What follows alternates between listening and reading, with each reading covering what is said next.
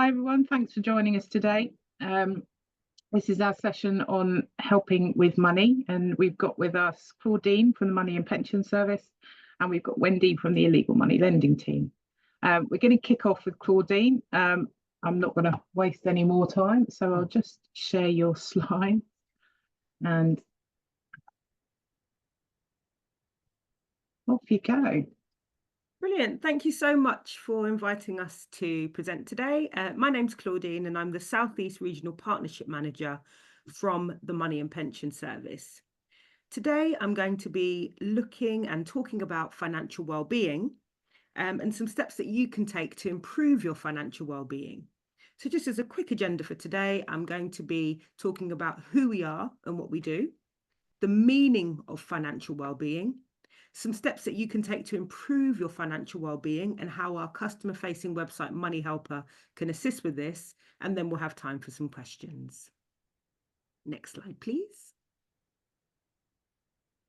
So you might be thinking, who are the Money and Pension Service? Well, we exist to help people make the most of their money and pensions, and we were created under the Financial Guidance and Claims Act of 2018.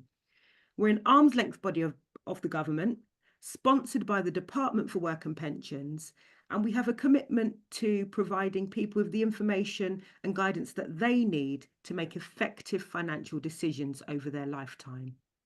We're responsible for improving financial well-being and helping everybody to make the most of their money and pensions. And we're independent, impartial, and our service is free. And we like to highlight this so that you can feel confident that our resources are trustworthy. Next slide, please. So we have a definition of financial well-being, and this is it. So we believe that financial well-being is about feeling secure and in control, making the most of your money day to day, dealing with the unexpected, and being on track for a healthy financial future. So in short, it's about feeling financially resilient, confident, and empowered. And we know that mental and financial well-being are inextricably linked. If your mental well-being is suffering, it can affect the way that you deal with money. If you're feeling low or depressed, you may lack the motivation to manage your finances. You might avoid doing things like to stay on top of your bills, like opening bills or checking your bank account.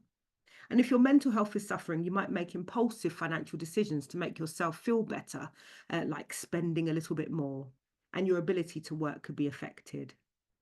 And in the same way, people with problem debt are significantly more likely to experience mental health problems, and an unstable financial situation can also cause mental distress.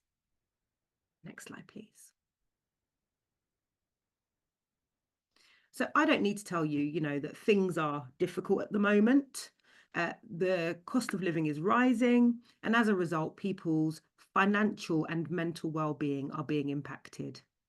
As part of its Financial Lives survey, the FCA found that the cost of living is having a real impact on people's mental well-being, with around half of all UK adults saying that they're feeling more anxious and stressed about the rising cost of living than just 6 months earlier. In the southeast of England, the area that I look after, we have more homeowners with a mortgage than any other region in England. And figures from the FCA show that around 1.5 million homeowners will come to the end of their fixed rate mortgage deals in 2024. And the Bank of England has estimated around 5 million homeowners will see their monthly mortgage payments rise between now and 2026.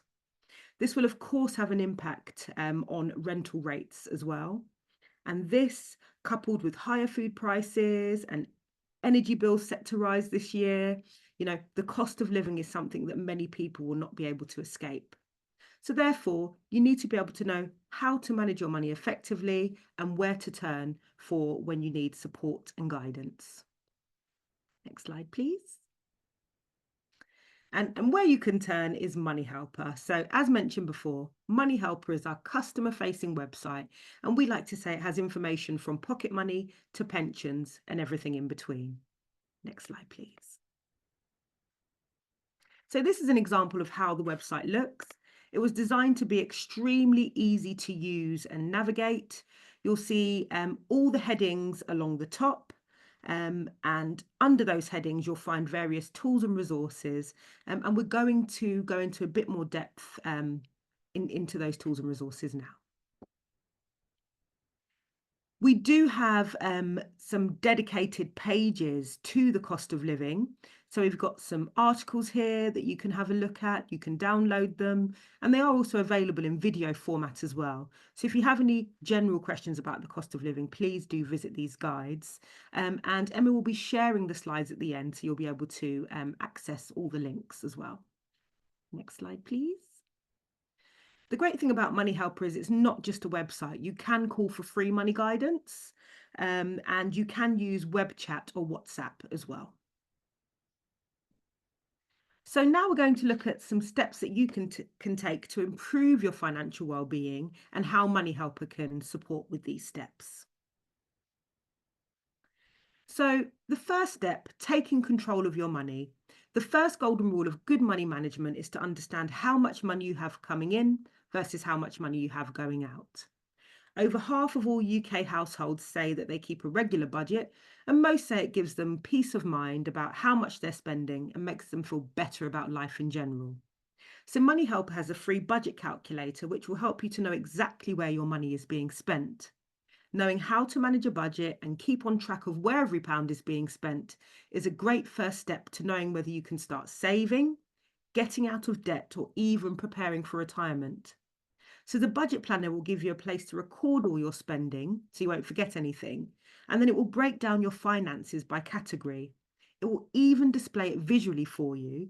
And this is where you could find out that more of the money than you'd realised is being spent on unnecessary items. The budget planner will also give you personalised tips when you're finished, and you can also download and save your results. As well as the budget planner, you could do an invisible spending exercise. And this is where you think about an item that you buy regularly, think about its approximate price, and then work out how often you buy it, and then multiply it to work out its cost per week or per month or per year. And this is where you could find that your daily cup of coffee is actually costing you much more than you realised. And then you can make an informed decision about whether you continue to choose to spend or not. Next slide, please. Another step to taking control of your money is to prioritise your bills. On Money Helper, we have a bill prioritiser tool. And this is designed for people who are worried about payments just in that pre-arrears space and can help you to avoid missing payments. So the tool can help you to put bills and payments in the right order. So for example, if you're worried about paying your council tax or your car finance, the bill prioritiser will tell you to pay your council tax as the priority, no matter how scary the letters from the car finance company might be. If you do find you're struggling to pay, it also gives you hints and tips about what to say or what to ask for from creditors. A great method that you could use to ring fence your spending and make sure you're not overspending or spending money for those priority payments is the piggy banking method. This is made a lot easier by the development of online banking. So me personally, I've opened 3 bank accounts, one for bills and regular payments, one for just general spending, and one for saving. So I know no matter how much I spend from my just general spending account, my money for my bills and my regular payments is always safe and I won't be able to dip into it. So mortgages. So there's been a lot in the press about new mortgage interest rate rises. And when your mortgage rate will change depends on what type of mortgage you have. The most used tool on Money Helper is our mortgage calculator, and it can help you to understand how a new rate could affect you. Remember to always contact your mortgage company if you're worried, and there are options available to you such as changing to interest only or increasing the term of your mortgage. Of course, you need to take into account your individual circumstances and speak to your mortgage company about what's available and what's right for you. Next step, please. So at the Money and Pension Service, we fund debt advice. And just to put that into context, as an organisation, we've invested over £83 million on the provision of free debt advice.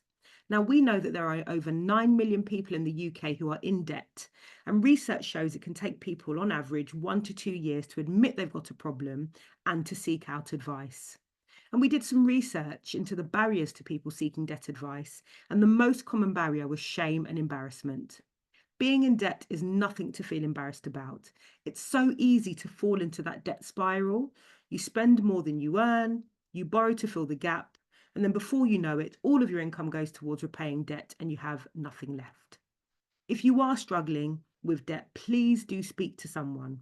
Free debt advice is available to you and it can be transformative for people. Debt advice is impartial and most importantly, confidential.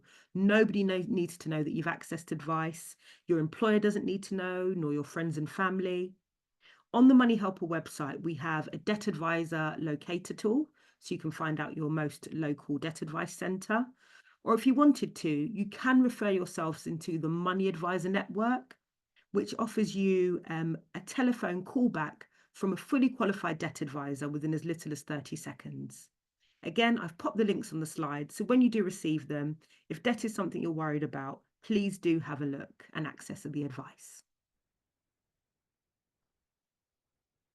So the next step to improving your financial well-being is to ensure that you're getting the money you're entitled to. A good place to start is to ensure that your tax code is correct, and we have a section on Money Helper that helps you to understand your payslip and your tax code. And if you don't think parts of your payslip or tax code are correct, please speak to somebody in the payroll section of your company, and do follow the link for more hints and tips when you get the slides. We also have a new benefits calculator, and by answering 4 questions, you could get a quick estimate of what you might be entitled to from an estimated £20 billion in unclaimed benefits. Now, while this isn't a guarantee of any untapped income, it's worthwhile knowing whether there's any additional support available to you. As I'm sure you're aware, children are very expensive, and you might be able to get help with certain costs when it comes to children, and you might be entitled to certain benefits. If you're having a baby or going on maternity leave or paternity leave, you should have a plan in place for your finances. And again, the Money Helper website has lots of information on this. Next slide, please. Thank you. So, planning for the unexpected. The one thing that makes people feel more financially confident is knowing that they have savings behind them. Our research shows that 21% of people in the southeast of England wouldn't be able to afford an unexpected bill of £300 or more. An emergency savings pot is a great way to build financial resilience and feel in control and confident. If you want to start thinking about savings, Money Helper has a great section on the website to tell you all about savings. There's a savings calculators tool as well that you could use. I personally have been terrible at saving, but I've recently joined the Roundup condition on my banking app.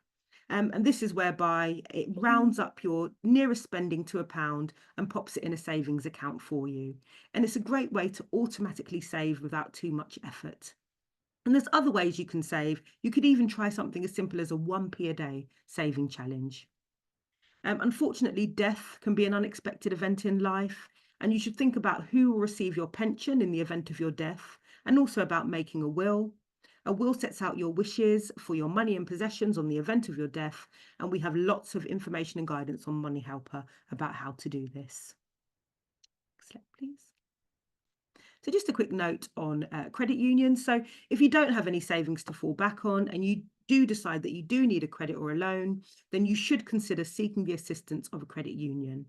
So credit unions are community savings and or loan cooperatives. And a cooperative is an organisation which is owned by and run by the benefits of its members who use its services. Credit unions are regulated in exactly the same way as the major banks. They may be able to offer you smaller loan amounts than banks would, and they can also offer financial wellbeing resources. So Wave Community Bank is a credit union who we've partnered with today, and they'll be telling you a little bit more about credit unions and themselves at the end of the presentations today. So continuing with unexpected life events, if you are unfortunate enough to become incapacitated and unable to look after your own affairs, you may like to appoint a power of attorney. And again, we have links about how to do this. Relationship breakdowns often have financial consequences, and we have a divorce and money calculator that can help you understand the financial impact your divorce may have. And divorce also has a very large impact on pensions, and we have a dedicated line for pensions and divorce. Unfortunately, scams are on the rise, and with the introduction of AI, it's becoming harder to spot scams. Money Helper can help you to understand the different ways you can be scammed and how to recognize them so you're confident you can spot one and let your friends and family know too. We also have guidance on what to do should the worst happen, so you'll know what to do if ever you did become victim to a scam and who to report it to. We also have a dedicated helpline for pensions and scams. Next slide, please. So now let's look at securing your future and pensions or retirement savings. So in the southeast of England, 48% of people say that they will not have enough to cover their expenses in retirement. You simply need to save for your retirement, and the earlier you start, the better. You may have had more than one job and accrued different pension pots, and we have a helpful link on Money Helper to help you find lost pension pots. You just need to know your national insurance number and the name of your employer. You can also speak to our pensions team for general queries about pensions. And as mentioned before, we have dedicated lines for scams, divorce, and even lines for pensions if you are self-employed. If you're lucky enough to reach the age of 50 and have a UK-based defined contribution pension scheme, which is a pension from the private sector, you can have a free in-depth appointment known as a pension-wise appointment that talks you through the options of how to access your pension. Just a really quick note on women and pensions. So there is a gender pension gap. So women tend to live longer than men and therefore require more money in retirement. By the time a woman reaches state pension age, which is currently 67, they will have a pension on average of around £69,000. Now, this is £136,000 less than the average man who would have saved around £205,000. So some of the reasons for the gender pension gap could be due to career breaks, part-time work. 75% of part-time workers are women, or work changes due to menopause, for example. I'd just like to encourage any women attending this webinar or watching the recording to start looking into your pension and ensuring you have enough for retirement. And for any men, please encourage the women in your life to do the same. Next slide, please. So how much money will you actually need in retirement? And we've given an indication of how much you'll need based on your lifestyle. And a quick look at the figures shows that if you live in London, you'll need more. So the state pension currently gives you £221 a week, which equates to £11,492 a year. So as you can see, this does not even meet the minimum amount needed for retirement. You simply need to save more, and the earlier the better. Just a reminder here that there's a link on the Money Helper website which can help you check the progress of your pension and calculate how much you'll need in retirement to live a comfortable retirement based on your own individual circumstances. Next slide, please. So when it comes to retirement, what can you do now? So here are some ideas. Trace lost pensions, get a state pension forecast. Don't forget to nominate those beneficiaries should the worst happen. Use our pension calculator to check that you're on track. Use our budget planner so you can keep track of your spending now and also in retirement. And you can call us for free guidance on the numbers on the screen. Next slide, please. So this is our pension guidance telephone number. You can call us about any pension queries that you have. And if we think you need advice, we'll be able to also point you in the right direction of an independent, fully qualified financial advisor. Next slide, please. So just in summary then, some steps that you can take to improving your financial well-being. Take control of your money, prioritise those bills, do that piggy banking exercise, get some emergency savings behind you, get the money you're entitled to, make sure you're being paid correctly, use our benefits calculator, plan for the unexpected, death, divorce and scams, and secure your future, save for the long term, save for retirement. And that brings us to the end of our presentation. So I'd now like to hand back to Emma. Thanks, Claudine. That was great. very grateful to you. I will just now bring up Wendy's slideshow. I've got to say at the beginning that we will take questions from for all three panelists at the end. I'm just going to share Wendy's slides now. Thank There you. we go. Are we there? Lovely. Thank you Okay. very much, All right, Emma. all yours, Wendy. Thank you. Lovely. Thank you. And thank you for inviting me to talk to the group today. My name is Wendy Loads. I'm a liaison officer with the England Illegal Money Lending Team. There is a team in Scotland, there's one in Wales, and there's also an organisation in Northern Ireland looking at illegal lending. So between us all, we've got the United Kingdom covered. Why are we talking about loan sharks? Unfortunately, the problem is getting a lot worse. It's not getting any better for a number of reasons, really. The pandemic has pushed people towards to illegal lenders. Also, the rise in the cost of living, where are people turning to? We know they're going more and more to loan sharks, or otherwise known as illegal lenders. And another reason is the payday and the home credit industry. Next slide, please, Emma. As you can see there, the industry is getting smaller and smaller, and whatever we think of payday loans and home credit companies, we've always felt there was a place in the market for them, even though we've never recommended them. We always recommend credit unions. But if people can't borrow from the banks and don't know about things like supermarket loans and don't know about credit unions, and these kind of companies aren't in place, where are they going? They're going straight into the path of a loan shark. And as you can see on the right of the slide there, Wonga, we've all heard of Wonga. They went out of business in 2018. They had over 1 million customers. Provident went out of business in 2021. They had over 600,000 customers. They were the largest home credit company in the country. And Amiga Loans, which was another payday lender, they went out of business last year with over 200,000 customers. And that's just 3 companies. So where are these people turning for credit? And 9 million adults were declined for credit in just 12 months between April 2022 and April 2023. And again, where are they going to get their credit? Next slide, please, Emma. So what is a loan shark? A loan shark is simply somebody who lends without having the correct permission required by the Financial Services and Markets Act. So it's got nothing to do with the high interest rates or the interest or APR rates or interest rates, but they do charge pretty high rates. And it's got nothing to do with bullying or harassment. But we do find that people are struggling to pay or they've stopped paying. Sometimes they are bullied, harassed, and in some cases, violence is used against them. Next slide, please, Emma. So to check if somebody has the correct permission to lend to you, you can go on the Financial Conduct Authority register, type in the name of the person or the organisation, and it'll tell you straight away if they have the correct permission or not. If they don't, then we do have a 24-hour hotline, which is in one of the slides in my presentation today. So please pick up the phone and give us a call, and we can look at that person or organisation for you. If you come across a lender that does have the correct permission, but is going about it in improper fashion, you can also contact the Financial Conduct Authority, and their email address is whistle. I love that email address, whistle@fca.org.uk. And you can also give them a call on that number as well. Next slide, please, Emma. When I do a longer presentation, I do a bit of a quiz. So I have questions and answers, but I put them together here. So I'm going to answer my own questions. So loan sharks are prosecuted by trading standards. So I work for trading standards. A lot of people think it's the police, but it's not. It's actually trading standards. If you take a loan out with a loan shark, it must legally be paid back. That's actually false. You never have to pay it back in the first place, but we would never recommend anybody borrowing and then turning around and say, I'm not paying you. We have had that in the past, and people have been very frightened when they've done that, and they've said that it's the most stupid thing they've ever done.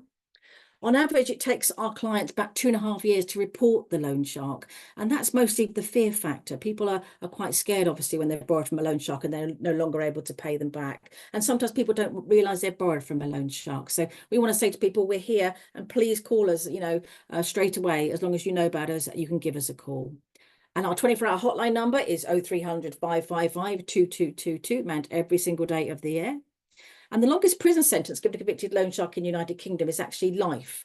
Now, just for illegal lending on its own, it's a maximum of 2 years custodial sentence and up to a £5,000 fine. But we don't use a criminal prosecution service. We have our own legal team that's based in Birmingham. That's where our head office is. And we don't just prosecute for illegal lending. We prosecute for any other offences we come across in that case for illegal lending. And of course, the more offences we can get against a loan shark, the more likely they are to get a much longer prison sentence. And the loan shark there that got life was actually somebody that was charged with 20 different offences, and one of those was rape. He raped one of his clients that couldn't pay, and that's really why he was given the life sentence. And the highest interest rate we've seen as a team is 4.5 million. So if you thought back in the day when Wonga was charging 4,000 or 5,700, whatever it was, that's nothing compared to what these loan sharks charge. And what 4.5 million really means that in this lifetime and the next, if you've borrowed 10 quid, you're never going to pay it back. And the only way to break the cycle is to pick up the phone and give us a call. Next slide, please, Emma. Just to prove to you, the person charging 4.5 million, I know what you're thinking, it's in the sun, it's not true, but it was our case, we know it to be true. He told one debtor he'd break his legs, bury his dead body. He never actually carried out any of those threats. Threats was enough to make people pay. He spent the money on alcohol and drugs, and he pleaded guilty to illegal money lending and money laundering. Money laundering quite often goes hand in hand with illegal lending, and he was jailed for 33 months. Next slide, please. So the England Illegal Money Lending Team, we started back in 2004 as a pilot project hosted by Birmingham City Council. Before 2004, it had actually been 20 years since a loan shark was prosecuted. And that's because a lot of people, even some police forces, had saw it as a civil offence. It has always been a criminal offence to lend without having that correct permission. In 2008, 5 separate teams in England were set up. And then in 2011, they were put together to form the England team.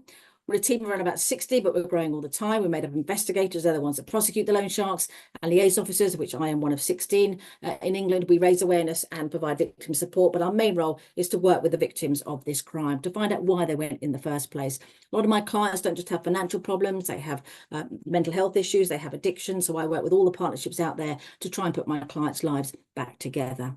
Next slide, please. So who was affected? About 12 years ago now, a report was done into illegal lending, and that report came back and said over 300,000 people were in debt to loan sharks. In 2022, the Centre for Social Justice, which is a government think tank, did a really intensive report into illegal lending, and they came back and said over 1 million people in England were now using loan sharks. The vast majority of loan shark victims have an income below 20,000, already owe money to legal creditors and are on benefits. While many were using food banks, almost half told the interviewers that everyday costs, in particular utility bills, had driven them to borrow. And that's a massive concern. Bear in mind, this report took place in 2022, before we even knew about the massive rise in the cost of living.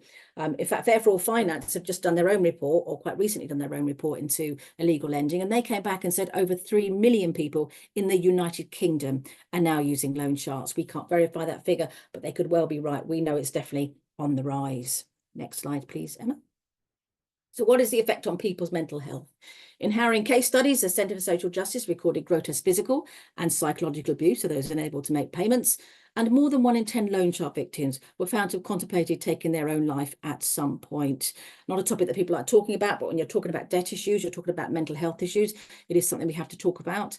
In fact, we did have a caller a couple of years back, a young lady. She gave us a call. She said she'd been wanting to ring us for months, but she couldn't pluck up the courage. She said, but today I'm literally sitting here. I've got a bottle of pills in this hand. I've got your hotline number in the other, and I have chosen to ring you today. And we're so glad that lady called us on that day. But we want to get to people before they start having those thoughts and those feelings. Next slide, please, Emma. So the next few slides about some cases that came to us last year. So people that either called our hotline or came through to us on our live chat facility on our website. So the amounts borrowed and repaid last year, the lowest amount borrowed was £30 for household bills. After the borrower lost his job, he repaid £480. The highest amount borrowed was £99,000 for a gambling debt. The borrower repaid £450 to the loan shark over 25 years. One client borrowed £200 and repaid £28,000 over 3 years. And the last one there borrowed £1,500, repaid £48,000 and still owed that £1,500. Next slide, please, Emma.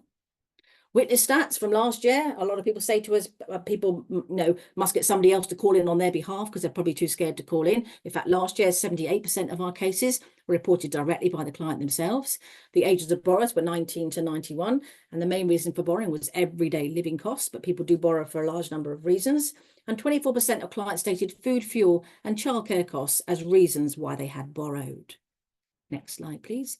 Benefit information here from our stats from last year. 66% of clients were claiming benefits, of which 28 were receiving either carers allowance or some form of disability benefit. We do find an awful lot of carers turn to illegal money lenders. I always say carers for the most of it do an amazing job for not much money or no money at all. So it's just something to look out for. 50% went without food or fuel in order to repay the lender. And the one at the bottom there, 37% had visited a debt advisor, of which 16% had disclosed they were involved with a loan shark. 6% hadn't told them about the loan shark because the advisor didn't ask. We always say this is an indoor, unseen crime. It's for us to promote the project, to talk about the project to people. And if ever you hear anybody say, I borrowed from a friend or a friend of a friend, that is a red light to us. We need to know more about that friend. Next slide, please. And lastly, health and wellbeing stats. 81% of borrowers were in a state of extreme stress, worried or depressed because of their involvement with the loan shark. I always say if people are in debt, that can cause a bit of a depression. If people are in debt to loan sharks, that's absolutely magnified. And we mentioned about the young lady earlier who was thinking about taking her own life. In fact, 31% of borrowers had thought about or attempted suicide. That's a really high percentage, which is why, again, we need to get the message out there that we as a team, we're here to support and help people. Next slide, please. So how to spot a loan shark or a victim of a loan shark? I've been doing this job now for about 16 years. And I always say to people, what does a victim look like? A victim looks like me, and a victim looks like you. What does a loan shark look like? A loan shark looks like me, and a loan shark looks like you. I've worked with many victims of loan sharks, male, female, young, old. The 91-year-old was actually a client of mine. And as far as what loan sharks look like, because 16 years ago, I thought every single loan shark I was ever going to meet was going to be a big burly bloke. I've been proved very wrong. They do not look like that at all. In fact, I've probably met 5 of them that actually look like that. And that's probably it in all the 16 years I've been doing this. Again, loan sharks, young, old, male, female. Next slide, please. Friend, colleague, loan shark. This is a budgeting calculator we use when we're training debt advice agencies. And at the bottom where it says other, if anybody's to say friend or a friend of a friend, as I said earlier, that is a red light to us. The kind of, if anybody says that, the kind of questions you can ask are, well, who is the friend? You know, has that friend given you any paperwork? Is that friend lending to other people? Do you know how much you've got left to pay? And is that friend being pushy for the money back? So if you're able to ask some questions like that and you think this doesn't sound right, then please pick up the phone, give us a call, and we can support you to try and get that person to come forward and tell us their story. Next slide, please. So what are the effects of the high interest rates that loan sharks charge? And these are 3 true stories. We've helped the clients in these cases. They're all victims of loan sharks. So one young mum borrowed £75 for school uniforms for her children and paid back over 30,000 in 5 years. One young guy borrowed 250 quid from somebody his wife knew to buy his mate's car. And 15 years later, he's paid back 90,000. Imagine that, you borrowed 250 quid, but you've paid back £90,000. And the bottom one there, one couple borrowed 300 to pay a vet's bill and paid back over 30,000 in 3 years. And as I said before, the only way to break the cycle for a lot of these cases is for them to pick up the phone and give us a call. And luckily, again, in these 3 cases, they did just that. Next slide, please. So credit unions, yeah, we all know about credit unions. We don't have a golden solution when we take people away from a loan shark where they're going to get credit if they need to. We always recommend the credit unions. We always try and get our clients signed up to the credit unions. I always say, you know, credit unions are absolutely amazing. I hadn't heard of them 16 years ago, and now I think they're one of the most amazing organisations out there. And I always say to my clients, you know, it's a friendly way to bank. They're covered by the Financial Conduct Authority, just like the banks are. Every area has one. And to find your credit union, you can go on www.findyourcreditunion.co.uk, put your postcode in, and that will tell you where your local credit union is. Next slide, please. So our hotline number, 0300 555 2222, manned every single day. Calls can be anonymous. We get an awful lot of anonymous callers. People quite often ring us and say, I'm not giving you my details or the loan shark's details. I want to tell you my story, which is great, but we cannot go and off and investigate a story. We need something to investigate. So I always say to people, you know, if you ring up, at least give us something. Give us some streets maybe around where you live or around where the loan sharks live, so we can get out there, we can do some awareness raising, and quite often people will come forward when we do that. Anybody can ring up on behalf of a victim of a loan shark, and we also have an email and a text service as well. Next slide, please. So since we became the England team back in 2011, we've arrested over 845 illegal lenders. We've helped over 31,000 victims. We've written off £91 million of illegal debt and prison sentences totaling 605 years for illegal lending and for those associated crimes that I mentioned earlier. Next slide, please. So contact details there, that's our web address there. We do live chat Monday to Friday, 9 AM to 5 PM. We're actually getting busier on live chat. And I always say to people, if you have a client in front of you that doesn't want to pick up the phone and give us a call, then direct them to our website. They then come through to us on live chat. And we're also on social media as well. Next slide, please. I think that might be it. I don't know. Oh, yes, we have Recite Me on our website as well. So if you have a client who English isn't their first language, then please direct them to our website. We have 100 different languages on there. And we also employ translators as and when we need to. Next slide. So really now to think about, do you know a victim? Somebody who owes money to a friend or a friend of a friend. Somebody's got a loan, maybe no paperwork. Quite a lot of these loans come with no paperwork. I always say to people, never take out a loan if there's no paperwork.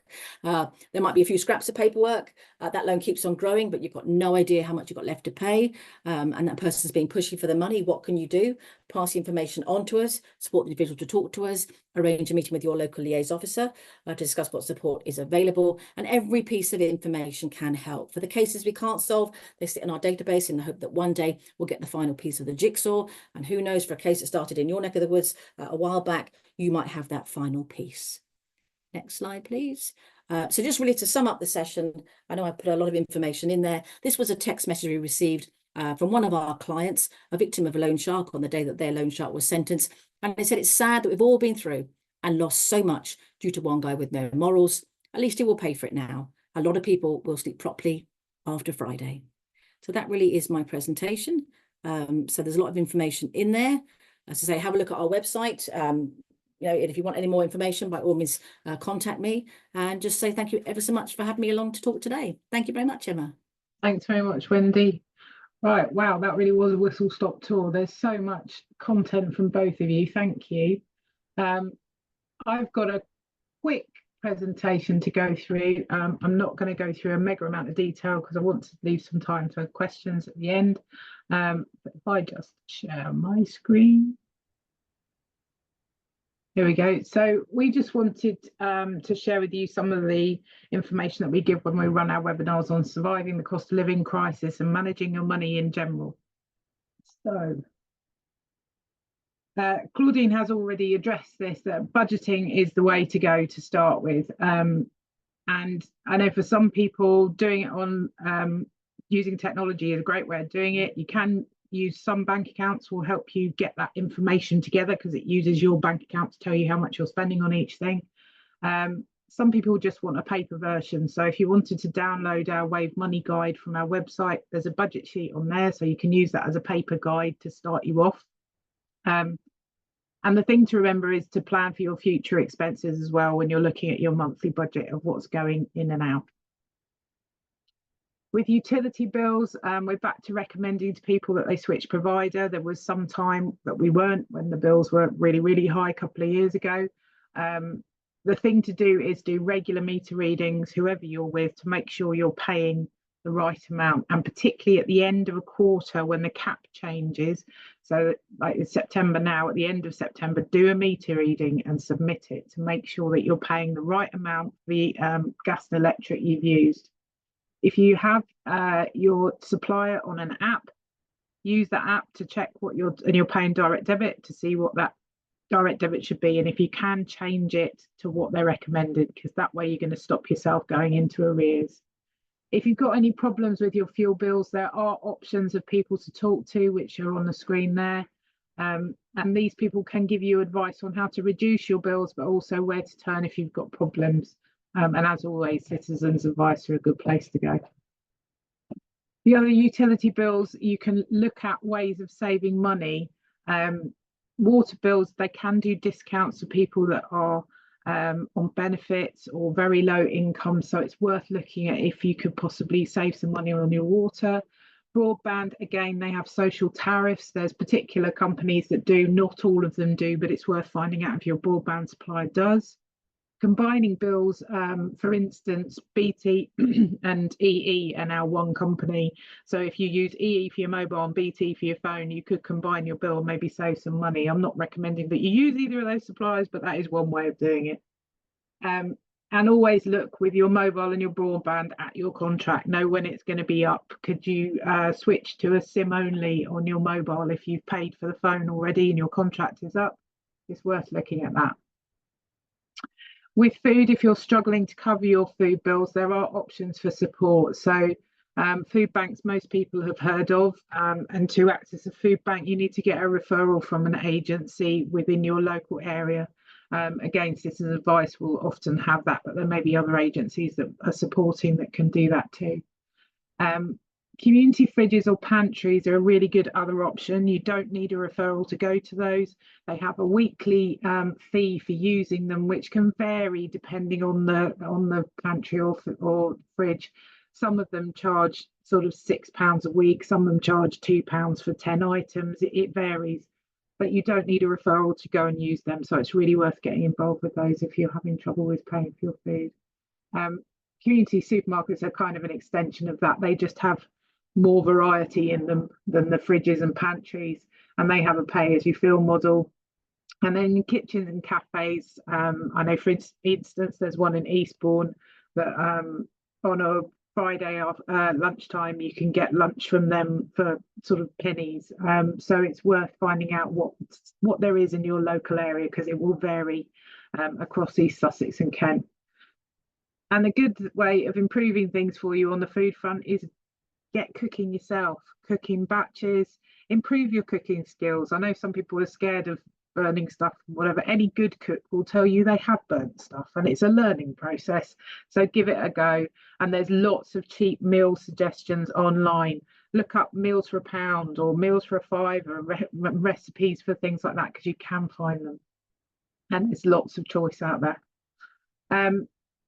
If you're working, then make the most of the staff benefits packages. A lot of employers have dramatically improved their staff benefits packages. Claudine's nodding, because this is something that a lot of employers have had to do to help their staff, particularly during the cost of living crisis. So payroll lending, which is something credit unions do. If you need to borrow, you can often get lower rates from the credit union if you're repaying through your wages and your employer. So it's worth looking at that. There's staff discount schemes. I know the local councils use My Staff Shop in Brighton and in East Sussex. We use Reward Gateway at the credit union. Both of them give you money off things like supermarkets and other purchases. So it's really worth seeing how much you can save with that. I've saved over 200 quid with my one through work, so it's really worth it. And if you work for the NHS, there's the blue light card, which also gives you discounts for high street stuff and online, but that's £4.99 to pay for that for 2 years, and you just need to be NHS. And I believe care staff and support workers, I think, for councils are also eligible for that now. Uniform, if you have to wear uniform, you can claim back tax on that from HMRC, and you can also claim back if you're working from home. The best place to find where the links are for that is the Money Saving Expert website. It's the clearest place to go to and find where to go to make those savings. Schools, uniforms can be very expensive, particularly this time of year, just gone. So there are often second-hand sales and giveaways through the parent-teacher associations or the friends of associations of the local schools. In Brighton, there's Smarter Uniforms, which is an online site that moves second-hand uniform through it. So that's definitely worth looking at. Free school meals, the threshold for these is really low. You need to be earning a very low amount to be eligible, but it's definitely worth looking at, because people that are entitled to it should be claiming it, because the school then gets more money. If your child gets free school meals, they get additional funds for helping to teach your child. School holidays, the local authorities have holiday food and fun, which is what it's called in East Sussex. They tend to brand them slightly differently between the local authorities. These are for children on free school meals. They tend to get booked up really quickly, so it's worth finding out about them in advance. And they're in the bigger school holidays: Easter, summer, Christmas. And school trips. If you're unable to fund a school trip, talk to your school, and because often PTAs will sponsor children to go on these trips. They don't want the kids to miss out. So it's worth speaking to the school to see if there's any way they can help your child go on that trip. Don't just say, no, we can't afford it. See if there are options. I know it's difficult. No one wants to go to the school and say we can't afford it. But if it means your child can go, it's sometimes worth swallowing your pride and going and have that conversation. Saving on financial services, you absolutely need to shop around, particularly with insurances. It's also worth looking at if your bank account offers any insurances or breakdown recovery as part of it. Some of the premium bank accounts that you pay a fee for every month that some people do use, they have insurances like holiday insurance and breakdown cover in them. So make sure you're not paying for something you're already getting. With your mortgage, Claudine touched on this. What is your fixed rate period if you're on one? When can you change to a new deal? And make sure you get advice on doing it. And finally, if switching bank accounts can sometimes be rewarding. So again, Money Saving Expert always have the latest, best offerings on the bank accounts. And I had a look on there today, and First Direct were £175 incentive for switching. So it's always worth having a look. And some accounts, like we offer one called Engage, that has cashback and rewards. So if you're going to be using a bank account, it's worth having a look to see if you're making the most of it and can it help you save money elsewhere. Maximising your income is something that both Claudine and Wendy have spoken about.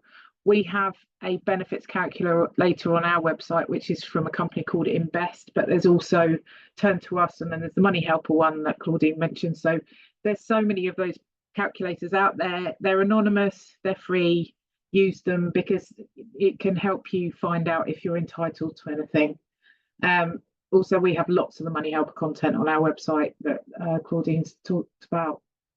If you live in Brighton and Hove and you want help with maximising your income, then the MoneyWorks group is lots of agencies in the city. So it's Citizens Advice, Money Advice Plus, St Luke's. Oh gosh, there's so many. There's about a dozen. Brighton Hove Housing Trust.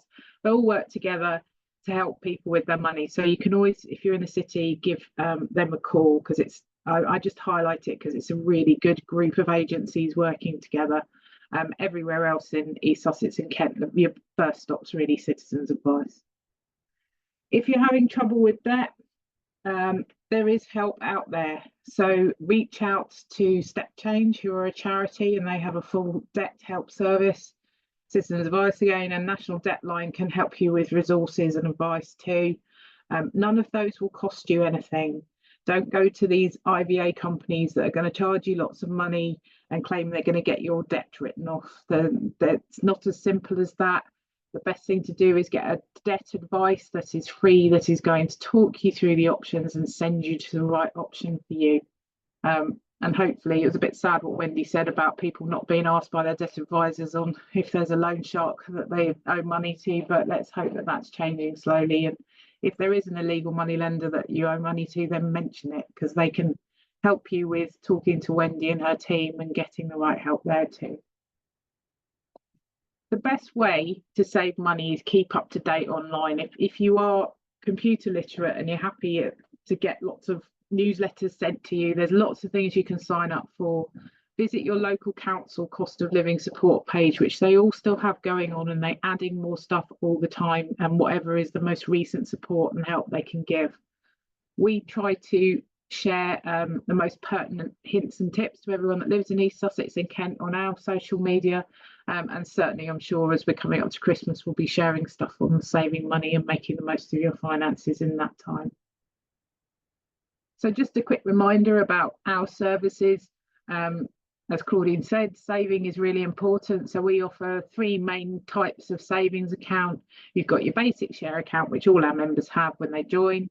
We've got WaveSave, where you can set savings goals and targets. So you can say, I want to save £500 by Christmas in that, and it will tell you how much you need to save every month to hit your target. It's a great way of managing your short-term saving, like Christmas, birthdays, holidays, those kinds of things that you know are coming every year. Price Saver is our account that's designed to encourage people that never save just to put a bit away. Even if you're just saving even if you're just spending on the lottery every month, maybe put that into a Price Saver. You could win £5,000 in the monthly draw. You're not going to lose any money because it's not gambling. It's simply by saving into that account, you get entered into the draw. For every pound you've got in up to the first £200 in that account, you get an entry into the draw every month. And as well as the £5,000 prize, there's 10 prizes of 50 quid, 10 prizes of 20 quid. So it's worth it because you're not going to lose anything. Credit unions don't pay interest other than we do on our young savers accounts. They get 2%. But for our adults accounts, if we make enough money at the end of the year, then we give a dividend against savings. Obviously, we lend, which Wendy was saying it's great to suggest to people to come to credit unions. We'll lend from £500 for banks. Generally, a loan between anything less than £1,000 is an overdraft or a credit card to them.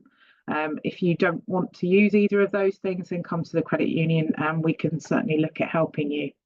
We will issue loans for all sorts of reasons, and I've seen, vets bills, I've seen rent deposits, cars, a new kitchen. I'm having a baby, I've got lots of new baby costs. It can be anything. but we won't lend for someone to repay a loan shark, because that is putting money into crime, and we're not going to do that. And we would pass you on to Wendy and her team to get support if that came through to us.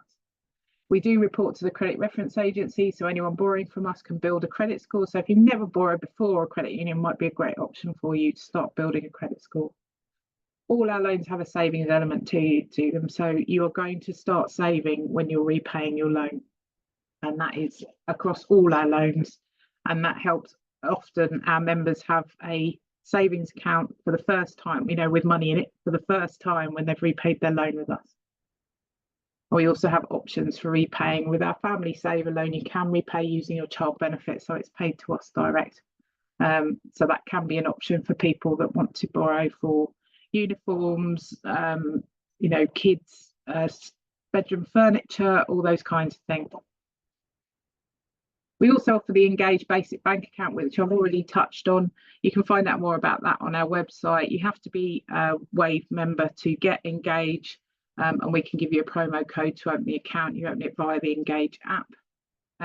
But for some people, this is a great option because we don't do a credit check to get this account. So some people, if they're having trouble getting a basic bank account, then perhaps if they come and talk to us, we can help them out with an Engage account.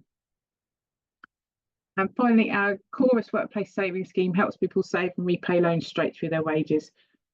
There's a snapshot of our current employers. We want more employers. So if anyone wants to encourage their employer to join and sign up with us, it's a very easy process. We don't expect much of the employers.